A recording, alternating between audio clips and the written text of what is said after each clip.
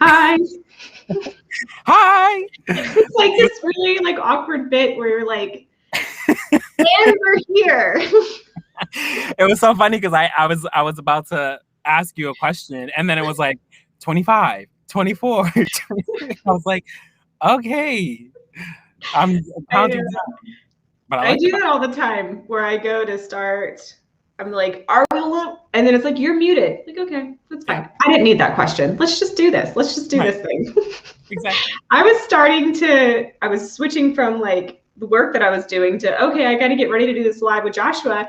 And I was like, do I look okay? And then I'm like, what am I even saying? Like, this is my face. You take it or you leave it. Hang out or don't hang out. Like, welcome to my face, y'all.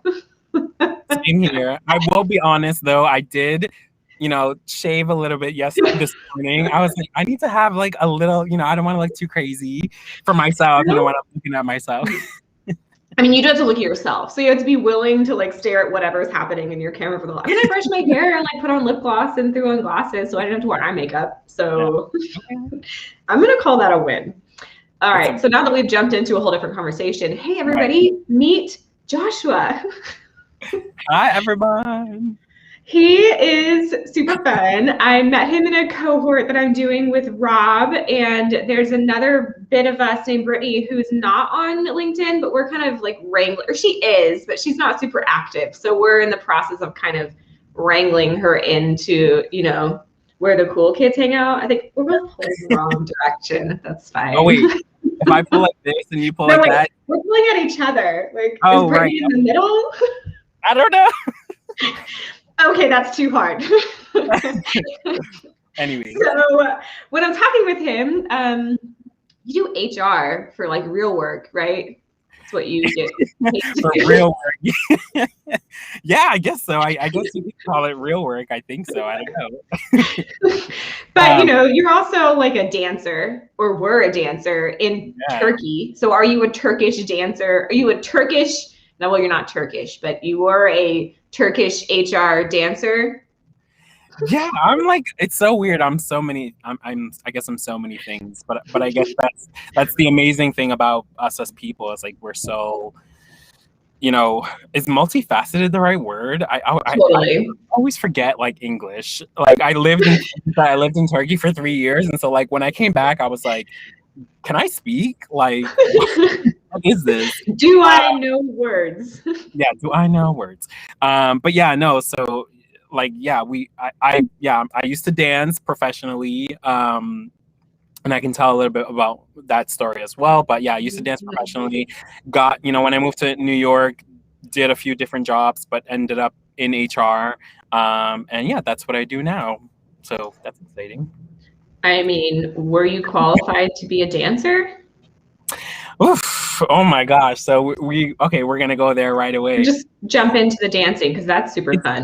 It's so interesting because with dancing, I always felt unqualified, and it transferred over to now it's transferred over to me wanting to be a coach and doing coaching, and me not feeling like I can be a coach because I'm unqualified. But I'm looking back now in my past and just really thinking like, yeah, like I spent a lot of my years not dancing because I didn't think that I was good enough for it or qualified enough to do it. And I actually had quit dancing for a while because I didn't think that I could do it. But it's funny because I started dancing like officially when I was 16.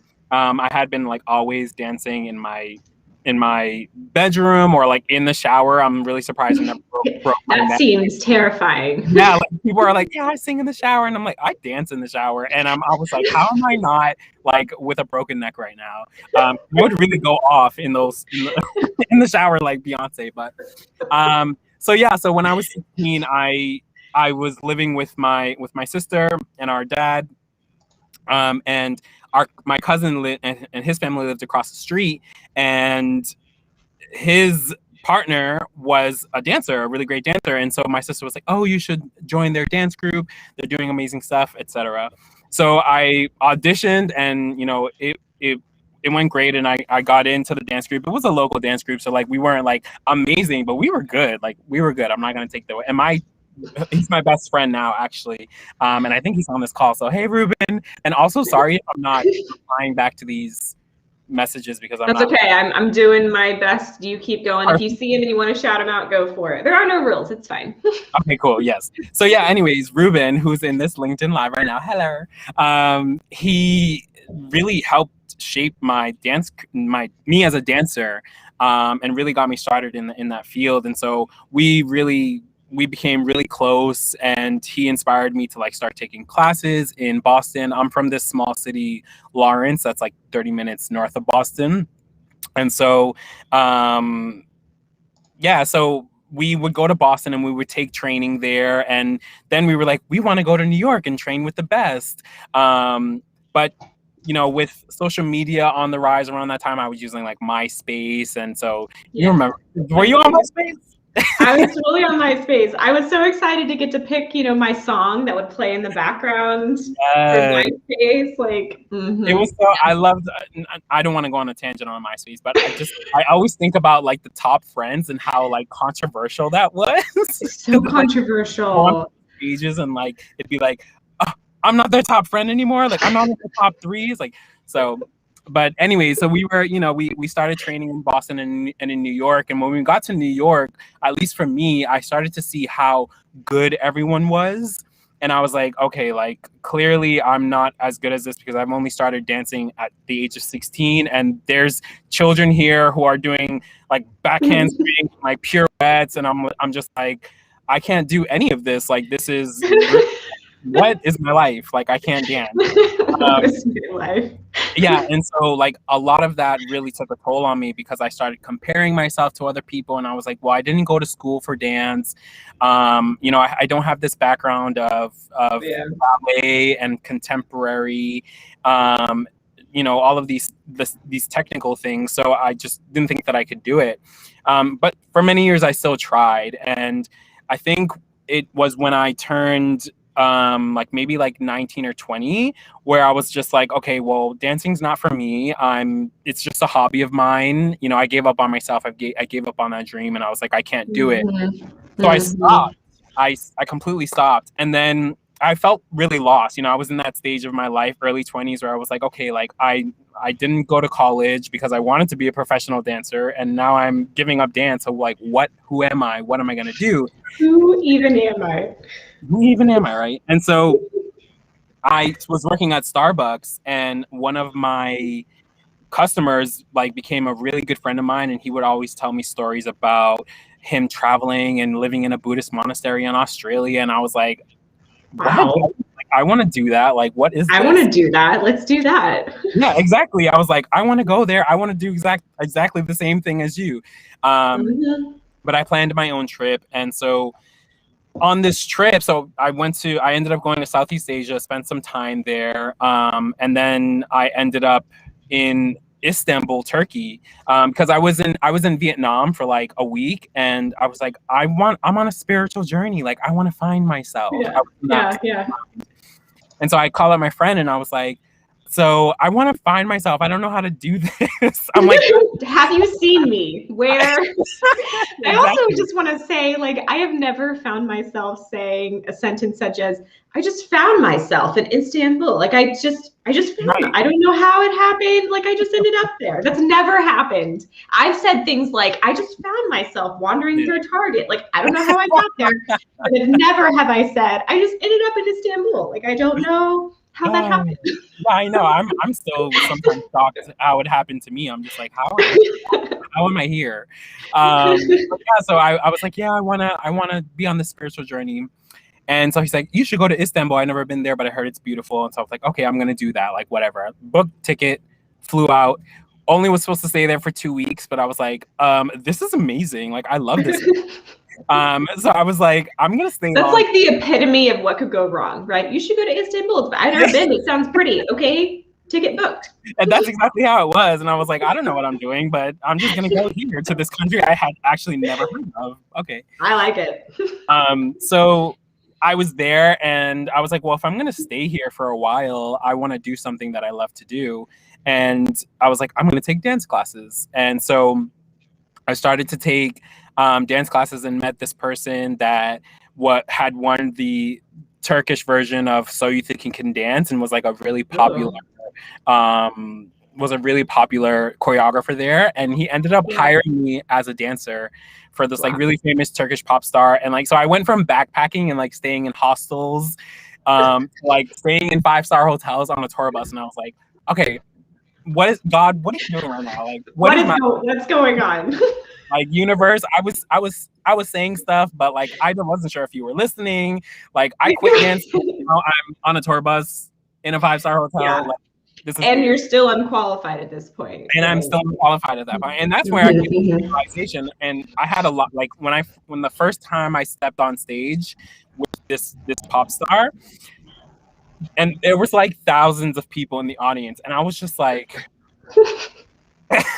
I'm standing there and I'm like, what is happening? Like, I was a few months ago in hostels. I don't have any like history of like ballet and contemporary training, and this was my thought process of like, that's the only way you can be a successful dancer is if you have this training, if you work for Beyonce or Rihanna, because in that time, and of course they're still the two of the most popular pop stars now, but you know, they were really on the come up in that time, and so it was like all of the dancers wanted to work for Rihanna or Beyonce or Lady Gaga. So I was like, there's no way that I can actually be considered a qualified dancer or a professional dancer, you know, that professional, but a professional dancer if I'm, you know, if I don't have these qualifications. So, but yeah, I just realized like after doing all of that, like I was in music videos, I was touring, I went to China, to Russia, all over Turkey as an unqualified dancer. And so that's when I realized, like, okay, like clearly I'm doing something right, and I obviously have the qualifications to be a professional dancer. So that's how that happened. And I mean, that's a story right there. Like, this is how I was an unqualified dancer, then I worked at Star, and then I was on TV. Yeah, exactly. I mean, you just summed it up into one story.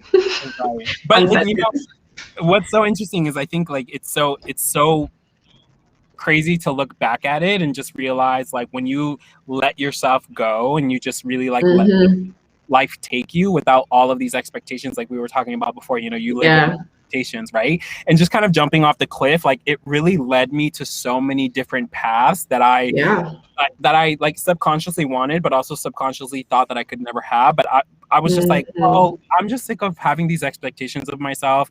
And I'm trying to do this to be validated or to get, you know, achievements or rewards or whatever, you know, or for someone to be like, yeah, you're a successful dancer, you're a professional.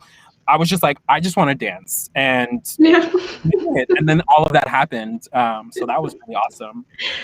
I mean, I love that. I love that kind of the frame around that, because, you know, this conversation, I was talking to you about this before, like the conversation of unqualified versus qualified that I started last week sometime. I was thinking, this is kind of how it's going to go. These are the things we're going to talk about. I'll probably take this route.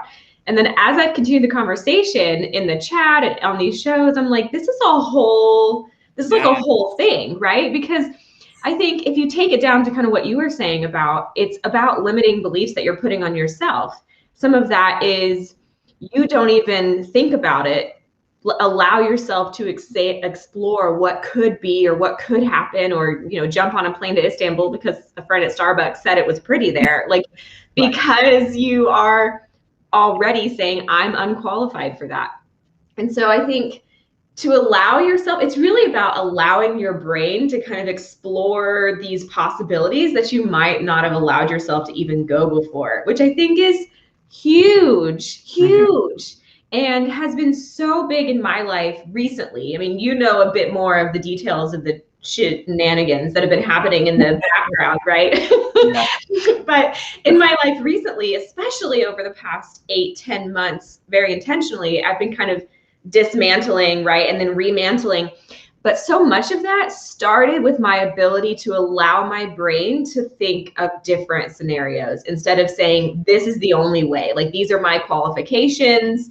this is what's going to happen. This is the only route there is. And changing that self-talk and that limiting belief to kind of if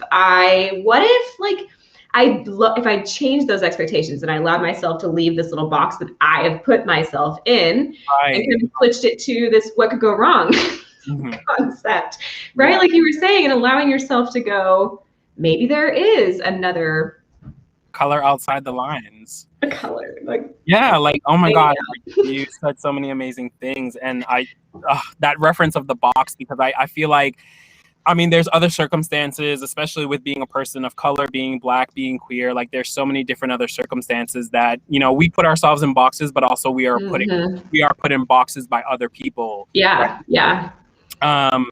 But, you know, aside from that, I for me, like, the journey was a little bit different, but kind of the same as you. But I wasn't really questioning, like, what if I do this instead? My journey started off, like, also very recently, within the last year of, you know, I kind of hit a rock bottom point in my life around 2020 when, you know, George Floyd happened, Black Lives Matter, everything started to take off again. And I was kind of like going through a crisis myself with many different things, but also around being Black, because I, you know, so my mother passed away when I was 12, and my real father was never in my life. And so I'm Black, I'm Puerto Rican, and I'm gay. But when my mother passed away, I was raised by one of my close friends' parents who are white. And no one in that family or in the environment that I was living in was queer.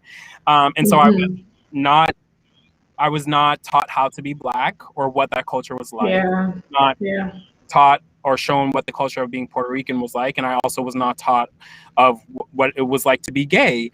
So I was just like in a really weird space, because I was like, okay, well, who the hell am I? Because I feel like I can see myself in these like videos like that are posted online, all of this shit sorry, can we swear on here? Anyways, all of this shit that is happening online or on the streets with police brutality and all of these things. I'm like, I see myself in these people. I am these people. These people are me. But I was like, it was so like shocking for me, because I was like, how many racist incidents did I what did I experience, but that I didn't really realize because I was not around a lot of other people. And so that was like, I felt so ashamed of myself for a long time. I was like in a really bad space. A lot of things from my past came up, you know, and, you know, being taken advantage of as a child was a memory that I had pushed so far back into my brain that when it came up for me in the middle of 2020, I was like, is this real? Like, did this really happen? You know, I was like, and then I started to think about it, and then I started to remember perfectly the incident. And so I was like, oh, wow, like now I can see why I always thought of myself as unworthy. Now I can see why I always felt rejected. Now I can see why I never felt like I could, you know, accomplish anything great because of what I value, what I think my value is.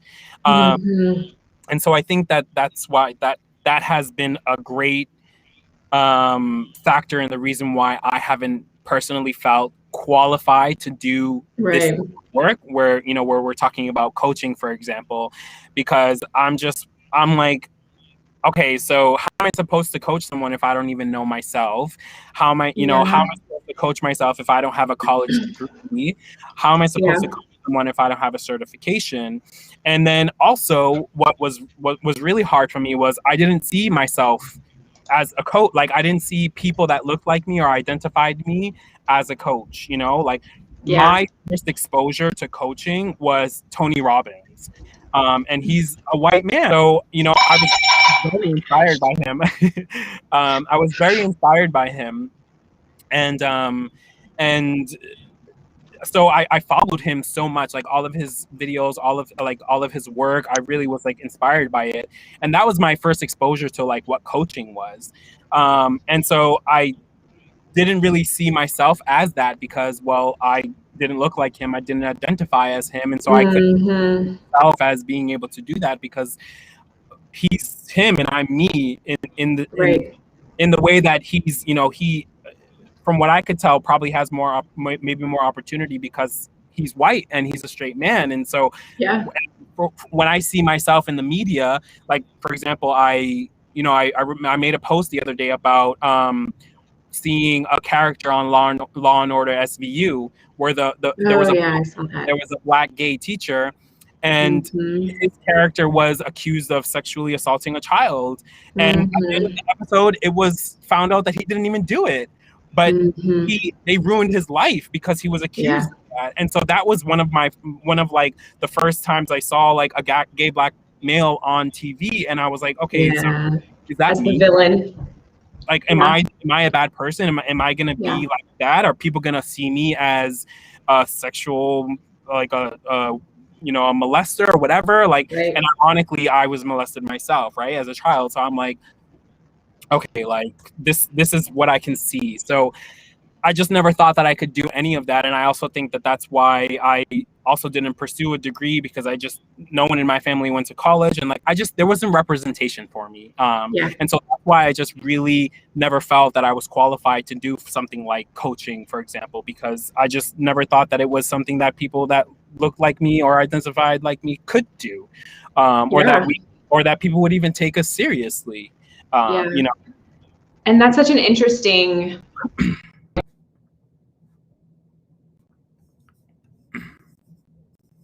first dance enough cultures and away from my own culture for enough to see that many of those things, to see so many of those things that are taught. And I think for me, mine's kind of the opposite of yours, right? With the pros and cons of that, right? You were raised in a situation where nobody looked like you had different cultures, different beliefs, different sexual orientation, all of that, and you were having to kind of explore what that looked like, what that felt like for yourself, and create your own parameters right inside of that. And my experience was the opposite, right? I was a Christian, white, straight female, raised in a Christian, white, straight, female world, right? And so it's almost like, you need it somewhere in the middle, because on my side, I wasn't really, I wasn't like pushed to say, who are you? What do you believe? How does that make you feel? And I didn't have to ask those questions like you were asking of yourself. Not that it's better or worse, but it's almost like my box was created for me, and then you fit inside of this, and you had no box. So like, which is, like, where is that middle ground? Because then it was until recently, in my adulthood, that I started going, like, do I have to identify as Christian, the things that come with Christian, white, straight, female, like these things? And what choices have I made in my life based on those parameters? And, we're having very different conversations, but at the same time, to have no box, to have a pre-created box, like, it needs to be somewhere in the middle where you're pushed to, given the freedom and the tools and the people, like the love and support, to create your own box, because neither of those are great solutions to allowing you to kind of fly. Yeah, they're both two different extremes.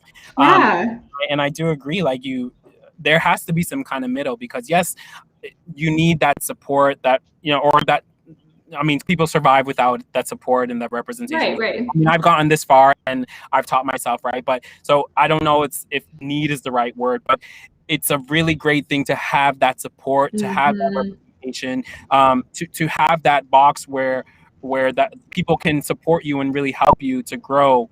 And that's not what I have. And then on the other side, if you have too much of it, like your experience, it influences you too much, and then you don't have the opportunity to kind of create your own path, or to really figure out what it is that you truly want. And so then you start to follow in the footsteps of the people that are guiding you, or that are mentoring you, and showing you what the right way is, when in fact it's not really the right way, when it should be your way.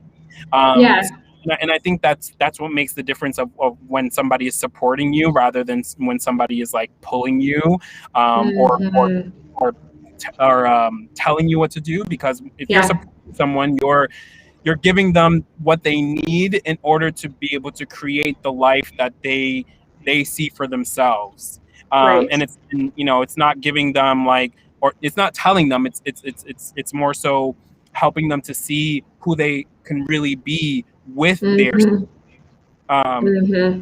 but yeah, I mean, I agree with you in that it can Yeah. be so beneficial to have that kind of middle. Right. Yeah, because there's neither of those are, your side was there's no answer, and my side was this, there's one answer, right? And neither of those are the way. And I think you and I agree, like in our coaching styles, it's not here, let me give you all the answers, tell you exactly what to do and how you should do and how you should be, but rather let me come alongside you and then help you figure out who you want to be, what you want to do, and then empower you in that way. Which it doesn't sound like either of us really had that experience growing up, right? And Yeah. so for me, it's now like I know the way it impacted me personally when my frame of reference shifted from there's only one answer and it's someone else's answer to what is your answer. And I want to be that person for someone else, because standing in your own power instead of having none or standing in someone else's is such a different experience. I mean, just, I think it's, I mean, for me, it's been life-changing. Yeah, I mean, and what you said about like our coaching styles, I agree on that, because like for me, when I coach someone, I want to give them the space to find out who they are. I don't want to push them in any way. I want to be able to ask those questions that are gonna turn on that light bulb, right? Because we all have the power within us already. We all have all the tools that we need. We have them already. And of course, the most difficult part is to uncover those tools, right? Is to open that lock and break free from the chains and open the cage door. That's the most difficult part. And it takes a lot of work. Like, it takes so much work.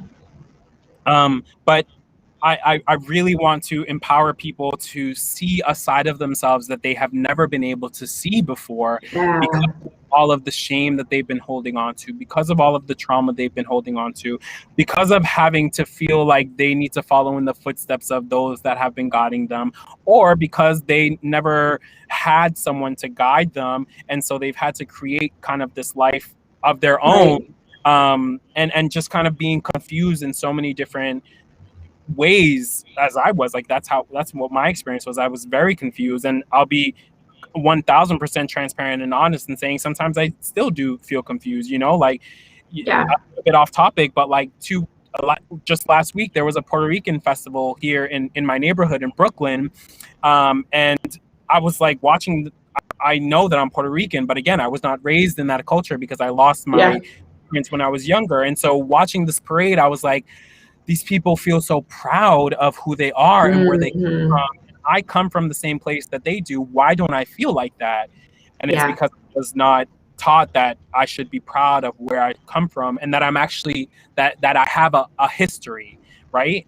I have always had to kind of create my own life, as opposed to having the opportunity to look back at what my family left behind or created. There's no legacy for me to look back. I was not brought up like that, unfortunately. I'm now experiencing that. I'm having conversations with my grandmother, and I'm like, Grandma, I really want to learn about Puerto Rico because I just don't feel a part of the community. And so, me feeling unqualified to be Puerto Rican, right? That's a whole different set of problems, right? Right. So, so I mean, I kind of went on a tangent, so I don't know if I got off topic. No. That's perfect. Like, I think that's such a valid thing, because I think being qualified or unqualified in the context that we've been kind of exploring it is so much bigger than, am I qualified or unqualified to be a coach? It's then like, for other things, am I qualified or unqualified to be a mom? Am I qualified or unqualified to be straight? Am I qualified or unqualified to be queer? Like, these are questions that I think we're constantly playing in the back of our heads, because we have this set of standards for every role that we play, in our lives, not just in our work, in our chosen work, but I think through all of that, right? Like, I you saying like, am I qualified or unqualified to be Puerto Rican? I don't know if I even have what it takes to do to be that person, is such a sad thing that we have to experience those thoughts, right? Because there is no qualifier to be Puerto Rican except that you're Puerto Rican. You know, Right. like what does that even mean, that we have these things playing in the back of our heads? Like there's no qualifier to be a mom except that you're a mom. There's no qualifier to be queer except that you're queer. Like why does that live there? And you know, and that's a big passion to me for being a coach, is kind of that conversation. Like, why did this live in the back of our head? How can we tear that mother down and then, you know, rebuild it in that place? Because there is no qualifier to be who you are. You just are who you are. You are the qualifier, right? Right. Yeah. Your experiences are the qualifier. Like what you choose, that's the qualifier. Yeah. And I was thinking about that today too, then that you mentioned your experiences are the qualifier, because I was, you know, I was telling you before, I was very nervous about this live. Yeah. Actually, I wanted to mention this in the beginning, but this is actually my very first live ever on any social platform, by the way. So thank you for having me here, and I'm happy that it's with you. Same. But I was literally thinking about, okay, like, what makes me qualified? What makes me unqualified? Like, and then I was like thinking about my experiences, and I was like, well, I want to coach queer people of color, to you know, help them understand their self-worth, to help them understand their value, to help them understand or gain their confidence that they have already internally within them. Right. That's my journey. That's what my coaching is really what I want it to be based around. And so I started thinking, like, what have my experiences been as a queer person of color? What have I survived throughout my life that I am able to say, yes, I've been through this, I survived this, and this is the way that I survived it. And this is what I want to give to you as a potential client or whatever, or as someone that just really wants to change their life, right? And so I was thinking, and I was like, that stuff makes me qualified. Like the fact that I survived my mother's death when I was 12. My sister, who, you know, her life was taken when I was 16. You know, when I was younger, I mentioned before about being taken advantage of as a boy, and then not growing up in any of the cultures that I'm from. I survived all of that. Like I'm looking back and I'm like, I have something that I can share with people that is help them to relate, resonate, and potentially be inspired to make a change in their own life. That's what makes me qualified. Not a piece of 100%. Not an accolade, not someone telling me like, here, congratulations, you've graduated. No. Right. My life experiences have put me in a place that I can share a story that is going to potentially change even just one person's life, even if it's just my life. And that, to me, is a qualifier, right? Yes.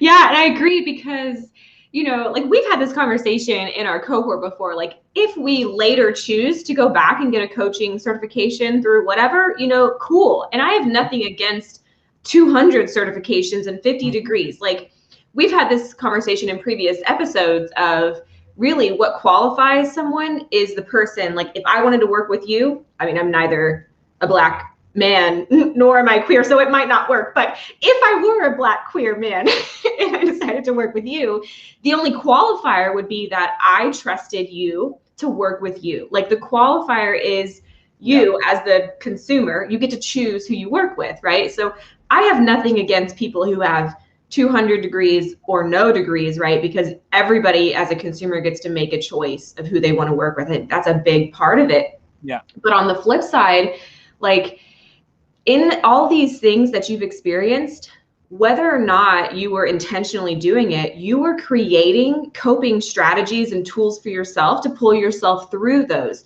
which now through like your reflective processes that you've been through, you can take that cumulative process and give it to someone else or help them use that and then shift it for themselves.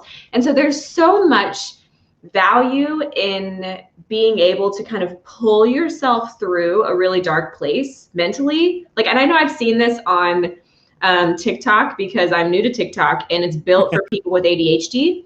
So they just like suck me right in, and I'm like, why have I been here for 6 hours? Like, why? So that's a different problem. But there's this kind of recurring thing that says, like, hey, if you've pulled yourself out of a dark place mentally, that's harder than anyone knows, and I see you, right? And so I think that's kind of the piece. You have brought yourself through all of these things, and there's so much more value there than I think you, like, and I have my own experiences than either of us even know is there at this point.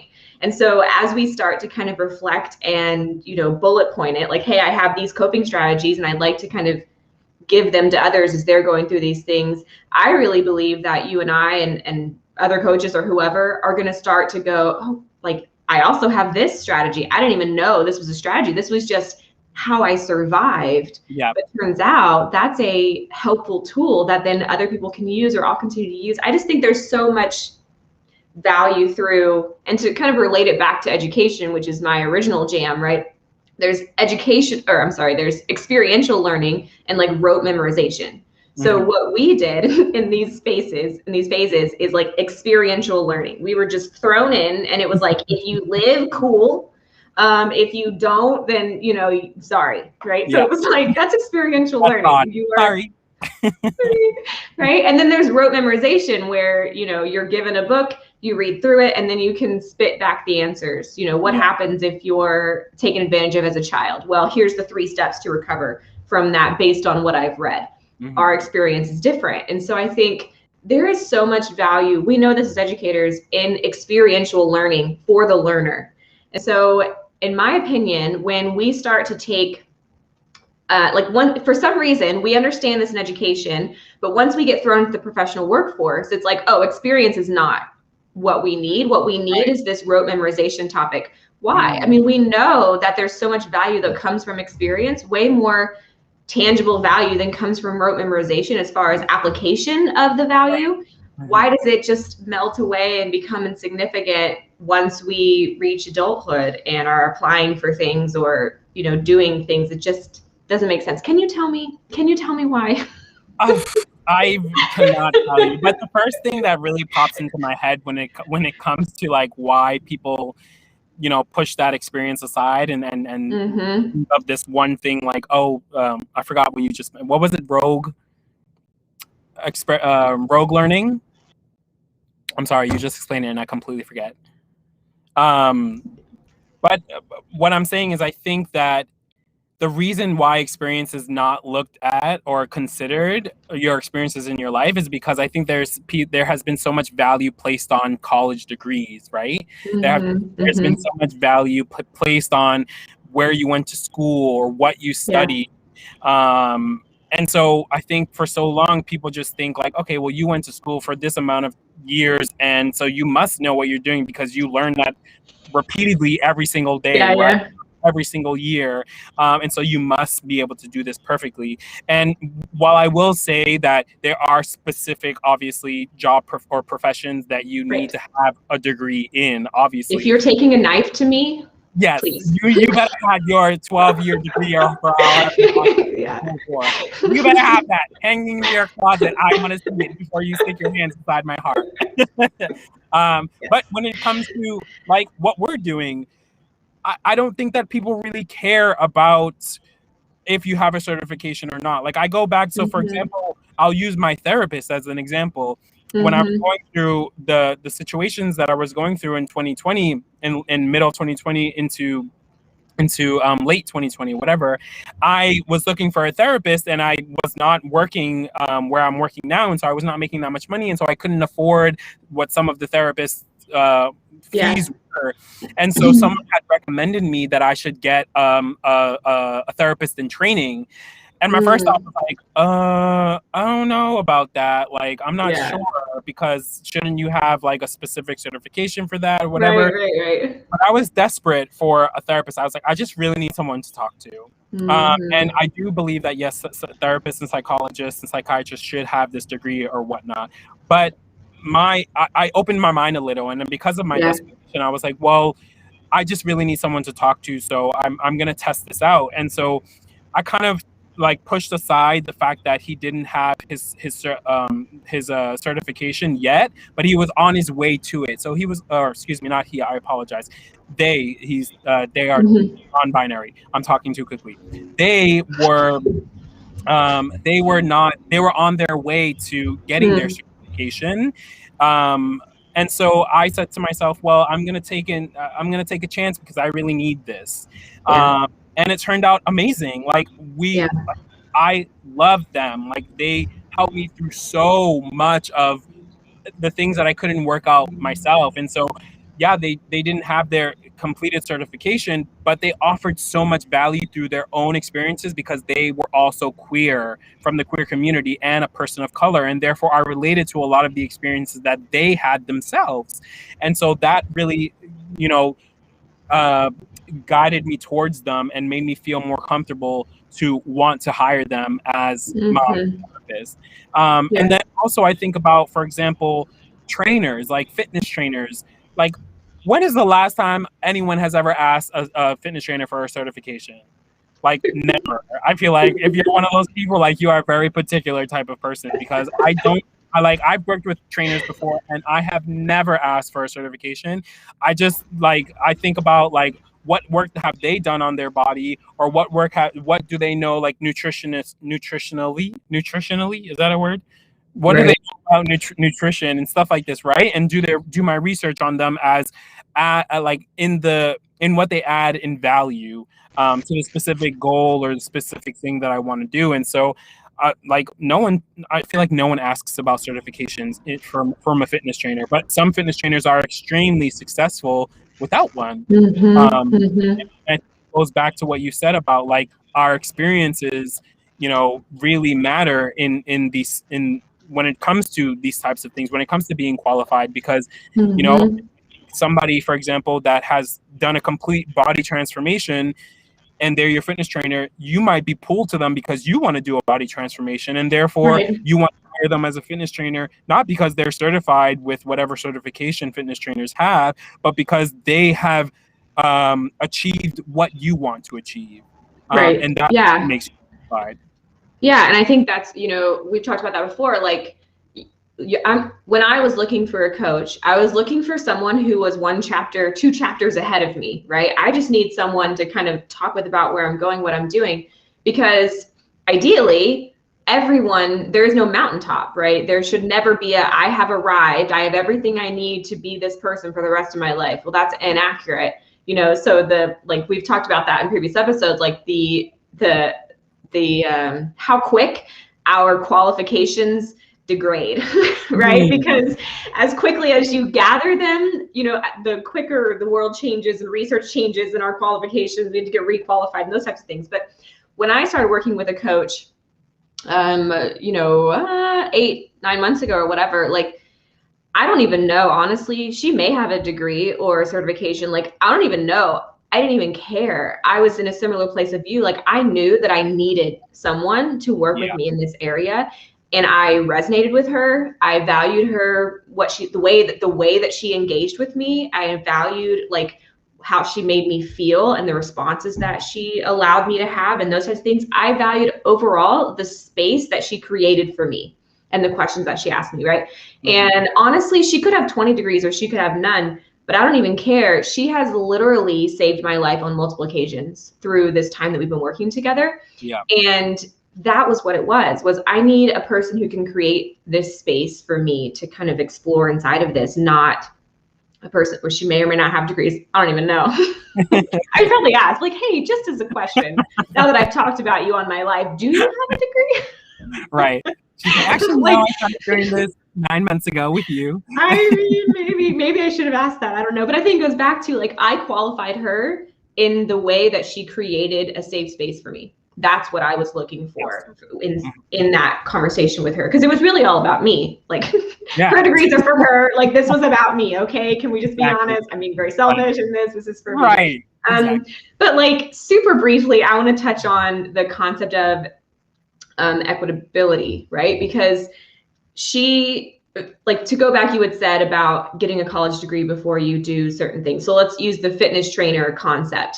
Yeah. Maybe someone went to a 4-year college, got a nutrition degree, whatever, got their, I don't know what you need to do to be a personal trainer, got their certification and is now a personal trainer. Mm-hmm. Well, it would be safe to assume that either they were raised in a place where college was accessible, they were raised in a place where they could either had the understanding of how to get financial aid or were given the finances to go to college. They were raised in a place where a value was being put on college, all those types of, right, all those factors that go into that, versus the person who didn't have those conversations, didn't parent to bring that up with them, didn't have someone to tell them how to apply for financial aid, no one told them that college was important, blah, blah, blah. So then you have two of these very different people. And then this person who didn't get their college degree decides, I'm really good at taking care of myself and allowing myself to grow and build with my nutrition and my fitness or whatever those people do. I lift heavy things, right?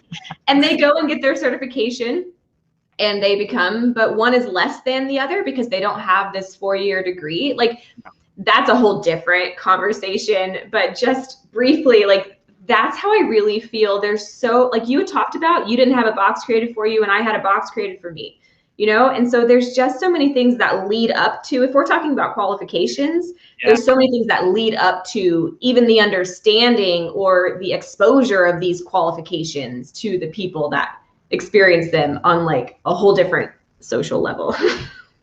Oh my gosh, yes. Like, you touched on so many things and we can literally talk for another 5 hours on everything. I know. Yeah, I mean, you're completely right in that. I feel like, now I'm very much not trying to focus on what qualifies me or not, or if a degree or a certification qualifies me, because I mean, it's just, there's so many different layers, I think, to it. Mm-hmm. It's like, you can go and get a certification, but do you have the experience to talk to somebody about the issues that they're presenting to you? Like, just because you have a certification, does that mean that you know how to deal with a queer person or a Black person or a Christian woman? Like, I just feel like I think having those experiences is so important, and it doesn't have to be exact to your client, but I think in my opinion, I think your experiences hold so much more value than and what my coach has told me is that certifications can be good, and like we talked about earlier, I might still want to get one for specific reasons. But he also said like, it's not going to teach you how to talk to the person in a relatable way, whereas like you understand or you truly hear what they're saying, right? It's going to teach you the structures of how to coach. It's going to teach you different frameworks, but do you know what they're experiencing? And I think that's why it's important to kind of try and, I don't know how all coaches work, but in my head, I want to work with specifically queer people of color because I come from that background and I can relate to a lot of the experiences that they have, and therefore I feel much more passionate and empowered to speak to those experiences because I also live those. Yeah, and I think that is a great like sum up of our conversation, right? Because I can go and read a book or go and get a certification on like how to actively listen, right? So I could engage with a queer person of color, right? So say I had someone to come to me and I can engage in a healthy conversation with them, but and I can give them general tools, right? This is how you can engage. This is how you set your boundaries, et cetera, et cetera. But when it really comes to being able to like relate with that person, I can't. It would be like if you worked with a white Christian woman, like you can speak in generalities of what it looks like to engage with the world. But when it comes to those specificities of I've experienced this, so I literally understand what you're experiencing, that piece is missing. And for me, I think that's the most important piece, because I can read a book about how to set boundaries and how to communicate and how to whatever, but to find someone who has experienced what I've experienced, understands what I'm saying, and can help me make sense of that is a whole different level of coaching Yep. then, you know, I think that, like, for me is the most important piece that I've experienced in my coaching relationships, and what I hope that the people who work with me experience inside of that is kind of that other level, not just here are general tools, but here is what it means to have a real relationship and empathetic action steps. I don't know if that's a And sentence. be understood on a deep Yeah. level. Right? Yes. Absolutely. I Yes. agree. Yeah. So, okay. So, this was lovely. Like, all of this was amazing. And we could just go on to like equitability and like all kinds of really fun things, but maybe another day. So I want you to tell people, because you're kind of new to LinkedIn, right? You're coming into it relatively new. And a lot of people that I run with on LinkedIn, they may not have engaged with you. So they need to. All the people who are watching this, if you don't follow Joshua Cruz, thank you. then you need to, because he's cool. So tell us like where to find you and kind of a little bit about your content. And I know that you're not on really other media platforms right now. So where can we hang out with you? Yeah, so thank you so much for having me on here, and also thank you to everyone that was watching. And I know there was a few people that commented, and I'm sorry that I didn't say hello. I wanted to, but I was like so deep into my I sometimes lose focus. But hello to everyone, Christian, Katrina, hey. You're right. So right now I'm not using like other social media platforms, because that was a part of my breakdown last year. Instagram and Twitter put me in a deep depression and anxiety. And so I had to take a break from that. And it's been wonderful. I am getting ready to go on there within, maybe next month, kind of planning my return.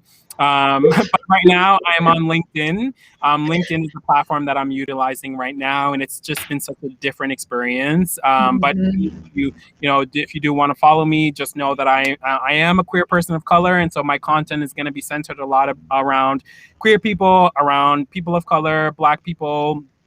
It's going to be centered around mental health. I talk a lot about my journey through mental health and tools that I've used. That's something that I'm very passionate about because of my own personal journey. And so, I know maybe my content may not be what a lot of people are talking about. I mean, I know mental health is like a huge word that's being thrown around right now, and I'm glad for it. I'm happy for it. So maybe on that front, my content will be relatable or important to you, but maybe me talking about, a queer person, you might not relate to it. But I think that people should be open to following different pages, such as mine, such as other people, because we need to learn from each other. We need to see other experiences, and we need to create representation, especially. And so that's why I'm also really using LinkedIn, because I want to be able to show other queer people of color, other queer Black people, that we need to take up space. We deserve space.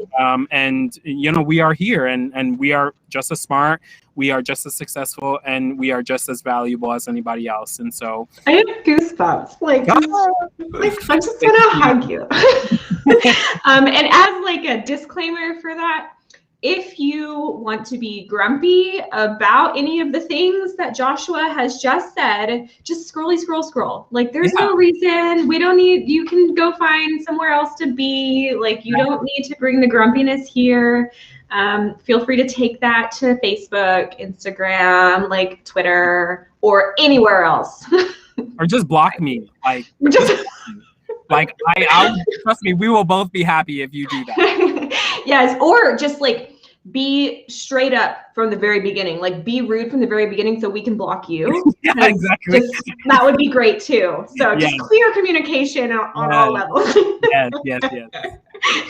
So thank you all again, like Ruben, Christian. There were a bunch of you that came in and out and hung out with us. So I'm thankful that you hung out. If you're watching in the replay, thank you. If you don't already follow the YouTube channel, What Could Go Wrong, follow that too. And we continue this conversation about being unqualified or qualified on Thursday with a couple more guests, and then we're going to do a big round table at the end.